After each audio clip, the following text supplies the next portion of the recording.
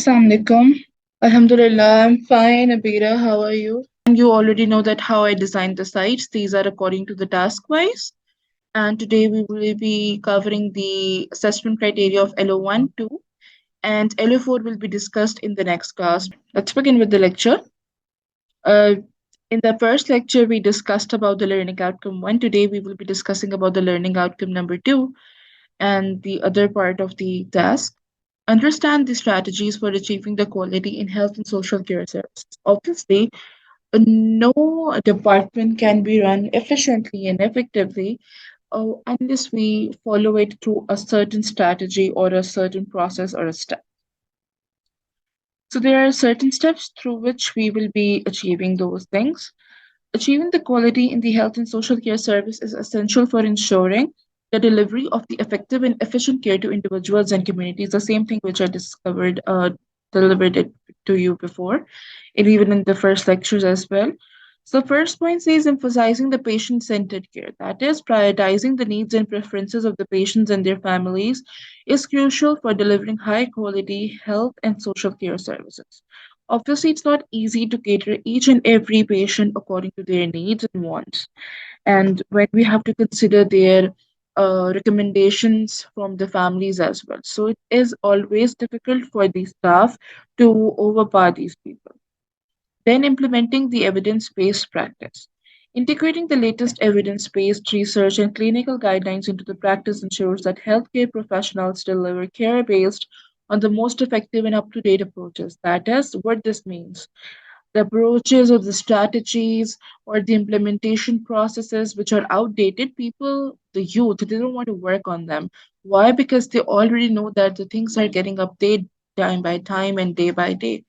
So it's better to be more efficient like the systems in UK and USA. Then we have enhancing the patient safety measures. Implementing and robust the patient safety protocols such as infection control practices, medication management systems, and risk management strategies helps prevent avoidable harm and ensures a safe care environment.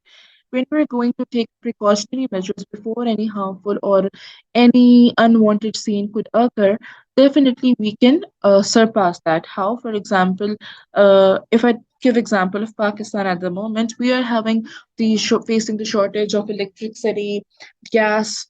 So what we can do, we can install solar systems all over the hospitals, clinics, and this way we are going to have a backup as well. Then promoting interdisciplinary collaboration. Now, fostering effective communication and collaboration among multidisciplinary healthcare teams, including the doctors, nurses, social workers, and other allied healthcare professionals, promotes coordinated and comprehensive care delivery. Definitely, when all the peer groups are going to work as a team in a team working environment, definitely we are going to pursue for betterment. Then utilizing the tech and innovation.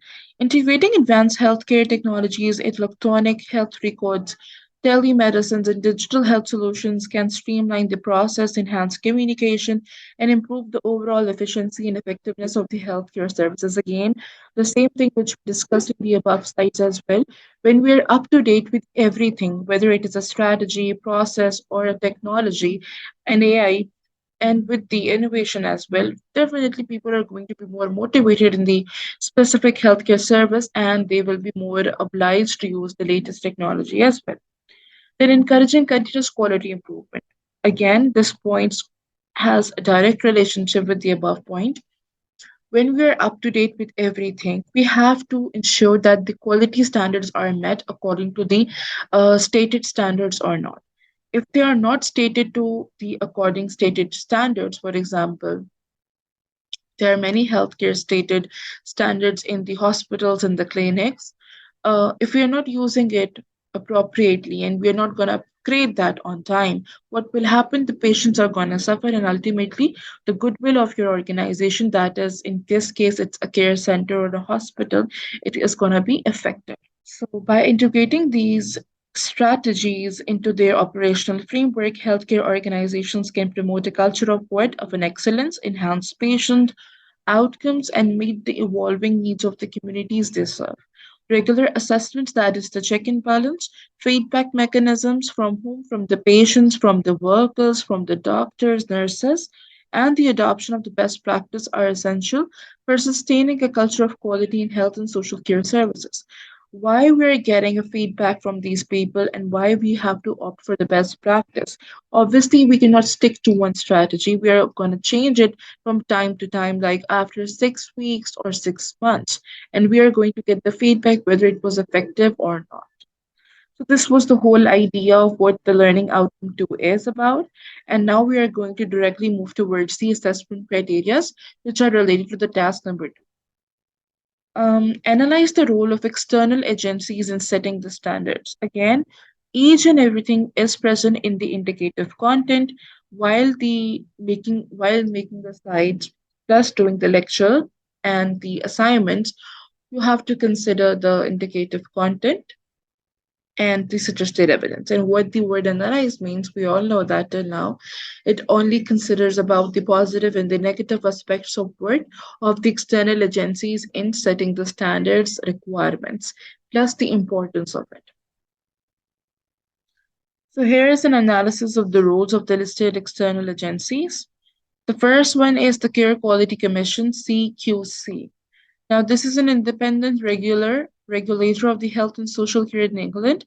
It plays a critical role in setting and monitoring the standards to ensure that healthcare providers deliver safe, effective, compassionate, and high quality care. The CQC inspects and rates healthcare services, including the hospitals, care homes, and home care providers, and publishes its findings to promote transparency and accountability. So, this is an original body which is present in the UK that is called Care Quality Commission, and they are responsible for each and every medical body that whether the proper social care and health is getting regulated in the industries in the specific bodies, yes or not. Then we have National Institute for Health and Care Excellence, that is called NIC. They provide the national guidance and the advice to improve what the health and social care in the UK. It develops evidence-based guidelines, quality standards, and recommendations for healthcare professionals and organizations. They aim to ensure that the patients receive the best possible treatments and care. The guideline often influence clinical practices and help healthcare providers deliver the cost-effective and evidence-based interventions. That is way too true as well. Now, I only gave the examples of UK healthcare system, regulatory bodies, or you can say external agencies, because that was stated under indicative content. But in the assignment, when we will be doing the PDF task, definitely I will be giving examples of different countries as well, like UAE or USA, and it's up to you even. Then Social Care Institute for Excellence. Now, this is a leading independent charity focused on improving the quality of social care services in the UK. Now, they specifically target for the social care services in the United Kingdom. Okay. Um, it develops and promotes best practices, innovative solutions, and evidence-based resources to support the social care practitioners and providers and policymakers as well. Now, their role involves disseminating the knowledge, research, and expertise to enhance the quality of the care and support provided to individuals receiving the social care services. So now, this particular body is responsible for work for researching each and everything time to time so that we can take the measures accordingly. Then we have Health Service Commissioners.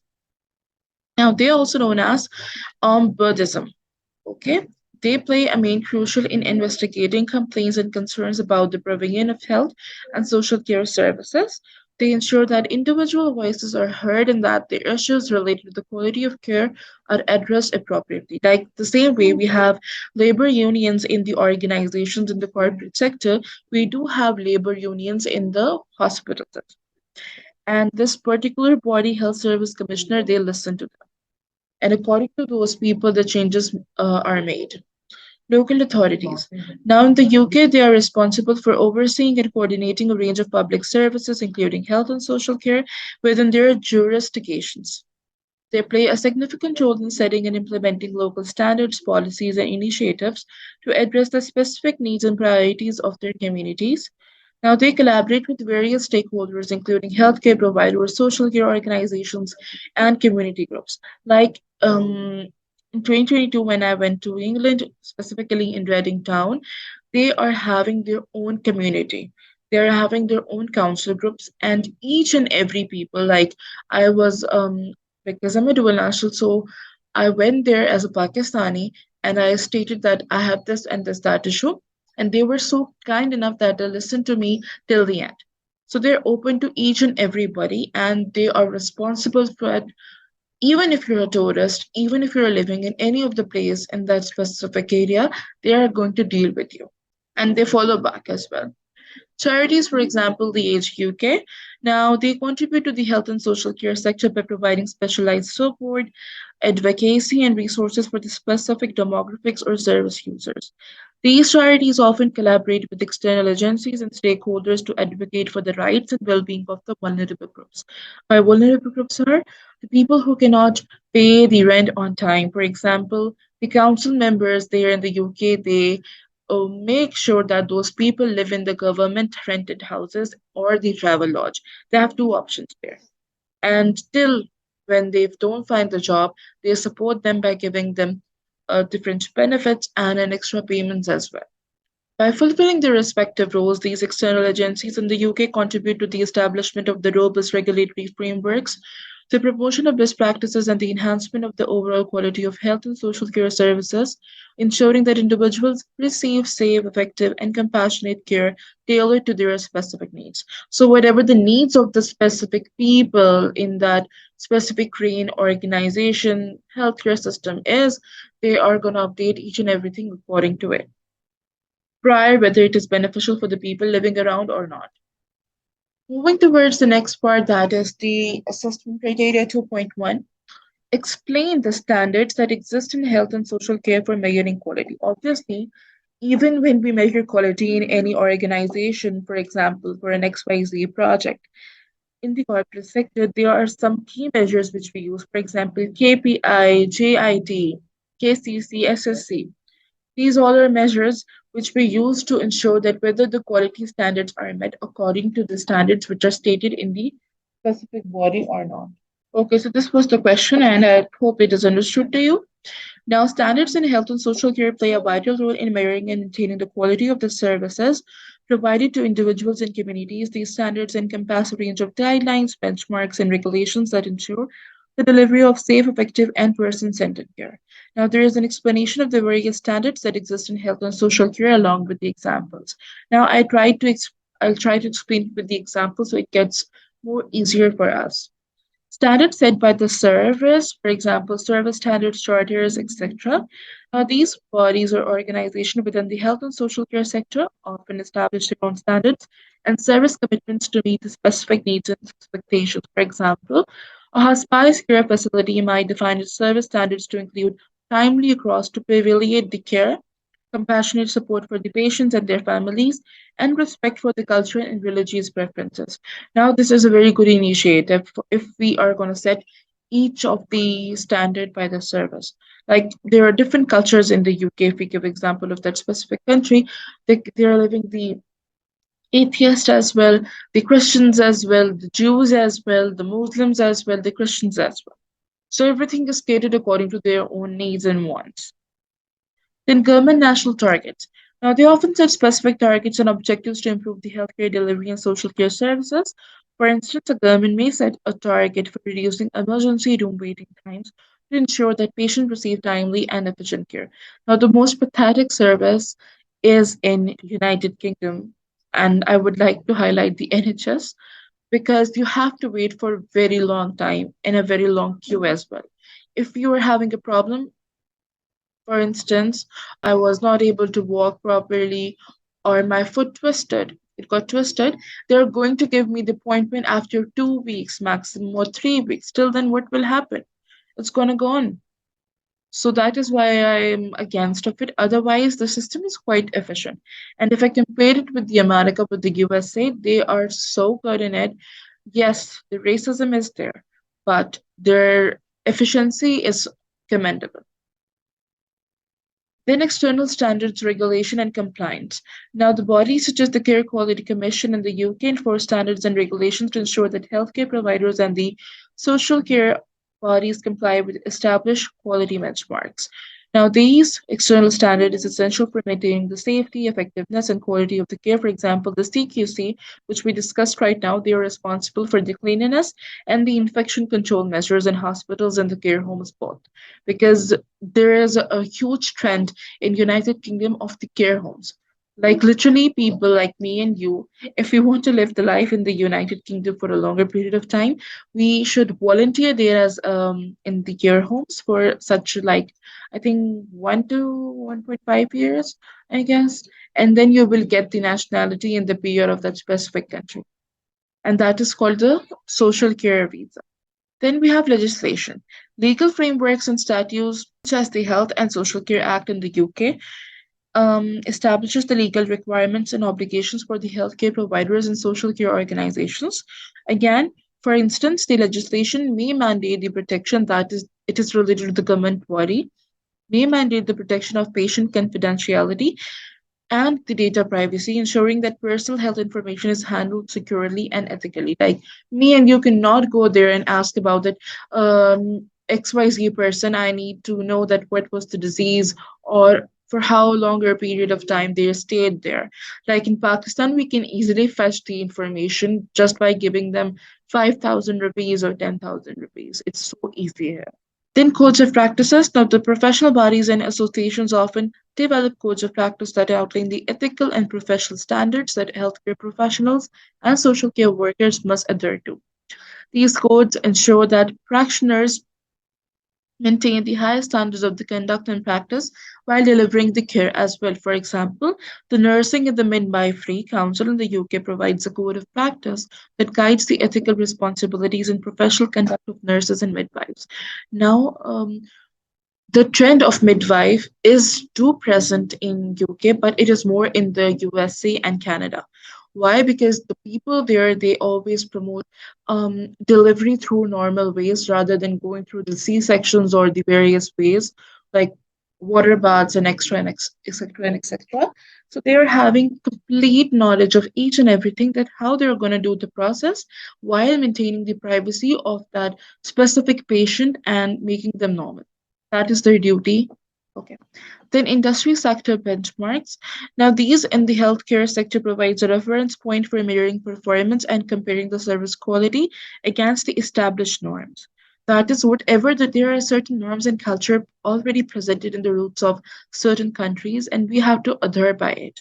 It is just like that. For example, the Institute for the Healthcare Improvement (IHI) in the US sets industry benchmarks for the patient safety and quality improvements initiatives, encouraging the healthcare organizations to achieve higher standards of care. Barrier of performance. Now, there are various performance indicators and metrics such as the patient satisfaction scores, mortality rates, and infection control rates, which helps assessing the effectiveness and the efficiency of healthcare and social care services. For instance, a hospital may track its readmission rates for specific medical procedures to assess the effectiveness of post-discharge care and reduce the preventable readmissions. That is, the people who already got the treatment, they would try that the treatment is going to be the best one because they should not be coming after 1 or 2 weeks. The internal standards. Now, they include policy and procedural operations. Internal policies and the procedures within the healthcare organization establish operational guidelines for delivering the consistent and standardized care. For example, a home care agency may have internal policies for medication management, ensuring that caregivers administer medications accurately and in adherence to the prescribed guidelines. That is, it is his responsibility that everything is on according to the guidelines, medications accuracy, doctor's appointments, each and everything is included in it, and it is getting followed up as well. Then, by adhering to these diverse standards, the health and social care sector can uphold high quality standards of service, safeguard the patient well-being, and foster a culture of continuous improvement and excellence in care provision. Again, the same thing, we cannot stick to one thing. We have to upgrade each and every system from time to time. Moving towards the next and the last part for today's lecture, that is the assessment criteria 2.2. Evaluate different approaches to implementing the quality systems. Now, To implement the system of quality or to assure that the quality is in the system, we are going to run certain approaches and we have to evaluate them. Evaluate means we're going to talk about the strengths, weaknesses, similarities, differences, the importance, and the perspectives of the various researchers and authors. Different approaches can be employed to implement quality systems effectively in organizations, ensuring the delivery of high quality products and services. Here is an evolution of the various or the evaluation approaches to implementing the quality systems along with examples. For example, setting targets. This is the point which is mentioned in the indicative content. I just tried to explain it in just bits and pieces. Establishing clear and achievable quality target is essential for guiding the implementation of quality systems by defining specific, measurable, attainable, relevant, and time bound goals. Now, these are the famous SMART goals. They are called the SMART. They are used in the corporate sector and even in the medical sector because we are going to do the implementation of a certain process. Now, the organizations can align their efforts towards quality improvement. How? By using the SMART goals. For example, a manufacturing company may set a target to reduce product defect rates by 20% within the next quarter, thus driving the efforts toward enhancing product quality and minimizing the defects. That is, the shades are not appropriate, the vibes are not the water vibes, the medical appliances, the instruments, each and everything, they are not up to the required standard set by the certain body. It's just like that. Planning, monitoring, reviewing, and amending. A systematic approach to planning, monitoring, reviewing, and amending quality system ensures that organizations can identify areas for improvement and make necessary adjustments to achieve desired quality outcomes. Obviously, when we are going to do the planning, we're going to plan something, we are going to think something, we're going to have to monitor it. That is how the idea executed and what was the effect of it. And that is done by reviewing and amending the quality system. That is, whatever the changes we got in the feedback, we can amend according to it. Regular performance assessments and reviews enable organizations to evaluate the effectiveness of their quality systems and make informed decisions to enhance operational processes, that is, daily operations. Even if you're running a care home, even if you're running a clinic or in a hospital or anything which is related to the health sector, the proper check and balance is necessary. That is, a regular performance assessment or assessing each and everything is necessary. Why? Only then we can make changes according to it. For instance, a healthcare facility may conduct periodic patient satisfaction surveys to assess the quality of the care provided and make adjustments based on the patient feedback. When we are going to correctly get the feedback from the patients, that it's what are they feeling at the moment, whether the care system is up to the standard or not, the doctors are good, are enough. Okay, the doctors are coming properly on time for the round and they are getting in touch with you on time. Each and everything is in that patient satisfaction surveys. Then we have resources required to implement the quality. Allocating the adequate resources, including the financial technology, HR, is crucial for the successful implementation of the quality systems. Now, they must invest in appropriate tools, training, and infrastructure to support quality improvement initiatives effectively.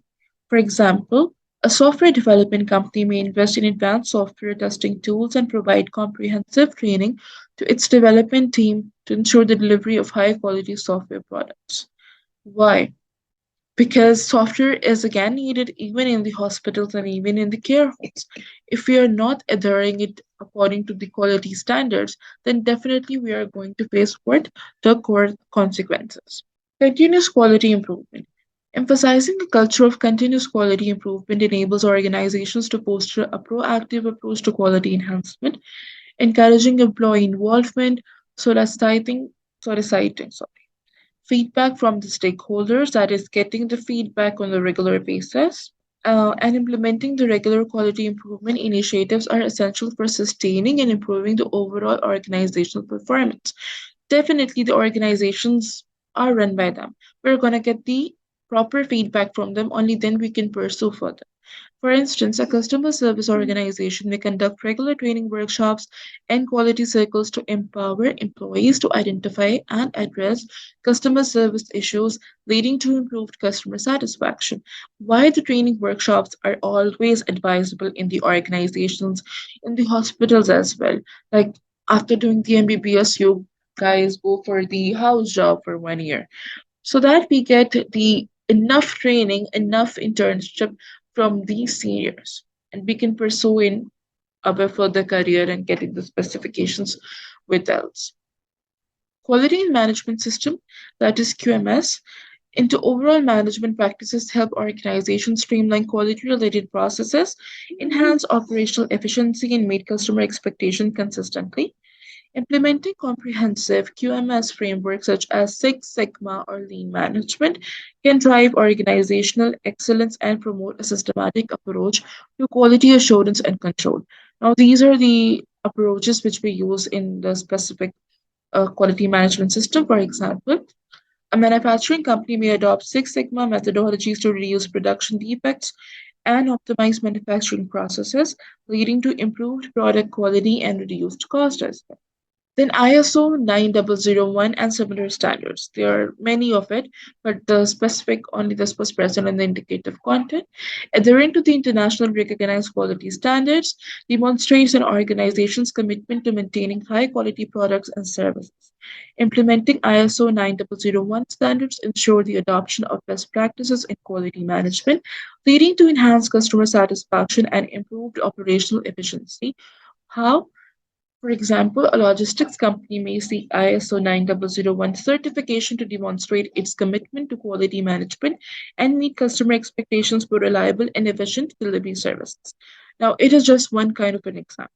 Same way, if we consider it in the care homes, the efficient supply of the food which we are going to get for the patients or for the people living in the care homes, that also consider the ISO 9001. Then we have total quality management, that is for the TQM.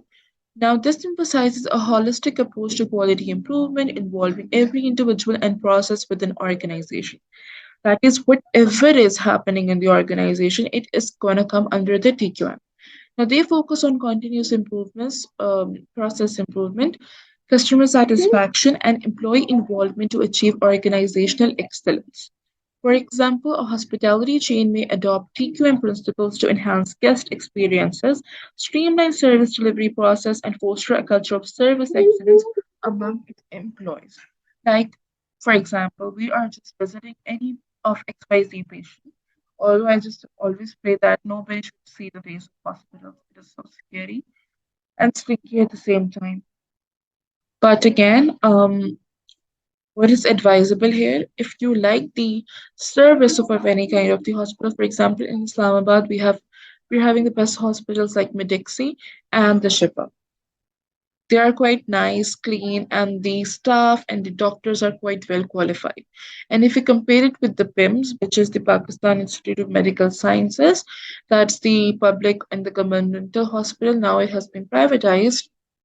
The doctors are quite qualified, but the cleanliness there, the environment is way too pathetic. Like literally, if I like, I don't want to never visit that hospital again. But if I wanted to visit that hospital just to see any of my relative, then what will happen? God forbid. I'm I'm gonna feel sick because of the environment they have posed there. Okay, lastly, going towards the conclusion, by integrating these different approaches to implementing quality systems, organizations can cultivate a culture of quality consciousness, drive operational excellence, and meet the evolving needs and expectations of their customers and stakeholders. Ongoing commitment to quality improvement is essential for sustaining competitive advantage and fostering the long term success in today's dynamic business environment. I hope this assessment criteria is too clear because it was related to the various approaches to the implementing the quality systems. Any further questions? That's great. Okay. Thank you so much, Abira.